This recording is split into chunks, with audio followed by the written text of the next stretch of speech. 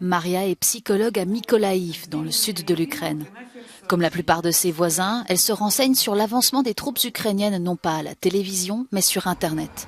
Réseaux sociaux, témoignages de proches prenant part au combat, mais aussi des informations relayées par les volontaires qui aident les civils à quitter les territoires occupés par les Russes.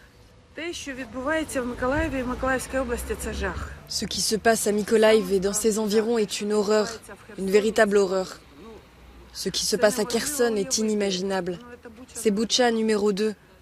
Plus les soldats ukrainiens sont proches de Kherson, plus les chances de survie des civils sont élevées.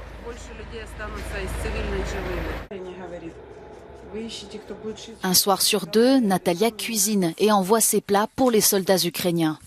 Mais la route pour parvenir au front est dangereuse et celle en direction de Kherson que Natalia emprunte ce soir l'est encore plus.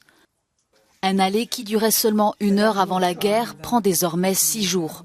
Et beaucoup de matériel est confisqué aux checkpoints par les forces russes. Dans le sud, la plupart des villages sont désormais en ruine. Leurs habitants ont été déplacés. Parmi eux, Maria. Son mari a été la dernière personne à être évacuée. Il est resté coincé pendant 6 jours dans les décombres de leur maison, détruite par un obus.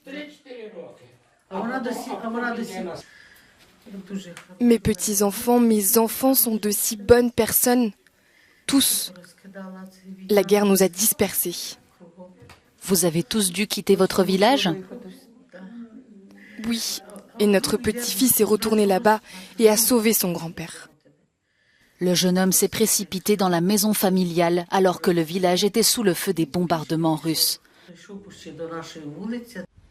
Un vaste réseau de charité et de volontaires soutient l'armée et ceux qui en ont le plus besoin. Un dévouement remarquable, mais à peine suffisant pour faire face aux destructions causées par l'agression russe. Nous savons que beaucoup de nos soldats reprennent nos terres centimètre par centimètre et nous en sommes très reconnaissants. Nous essayons de faire tout notre possible pour nous rapprocher de la victoire. Pour les habitants du sud de l'Ukraine, les avancées de l'armée ukrainienne signifient surtout la fin du danger imminent pour eux et leurs familles et l'espoir de retrouver une vie normale et libre.